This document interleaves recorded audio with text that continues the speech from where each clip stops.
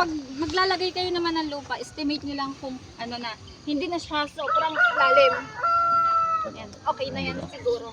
Hindi naman need na, kung halimbawa yung organic at inorganic na fertilizer is okay na siya para pagtamnan, hindi mo na naman need lagyan ng topsoil. Tapos kapag mag-aano ka ng ito tatanim na natin, kailangan itong plastic na to is tatanggalin natin. Una is punitin natin, ayan napunit na.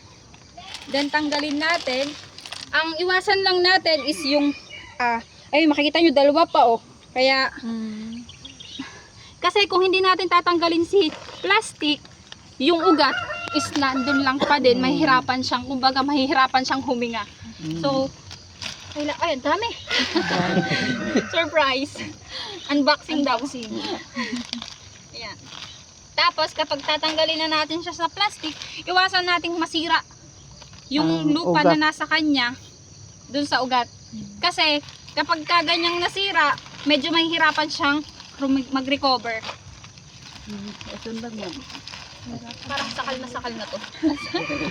Ano? Grabe si Ma'am humuhugot oh. Ay! Daming plastic eh. Kaya i-check nyo mamaya pag magtatanim tayo ha, kung may plastic pa or wala na. Kaya mga plastic sa buhay natin tanggalin na. Ibaon na yan, ibaon. Huwag naman. Kaya tatanggalin. Sa lupa. Ayan. Huwag naman. Baba ko na. Mabigat siya. Bigat. Mabigat siya. Ayan. Tapos, lagay natin topsoil. Busin natin si topsoil.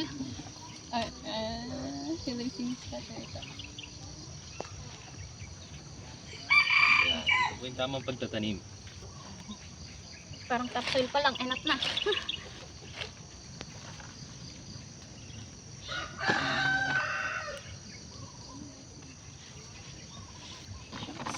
Press. Saglit ko. Ayan, lagay ko na itong subsoil. Yan. Then, kapag bakilid kasi may tendency siyang gumuho lang din yung lupa. At least, wag nyo nang masyadong kaanuhin ng lupa na katulad nito, medyo pinambukan ko kasi medyo patag naman. And kaya pa naman siyang diligan. Hindi naman basta aanod lang yung tubig. Sa bakilid kasi aanod. Kaya hindi mo naman need na punuin as in siya ng lupa. Yung at least maistoran siya ng tubig. So, ayan. Okay na. Tapos, yung mga basura, po natin hayaang pakalat-kalat. Pakidampot. Pakidampot.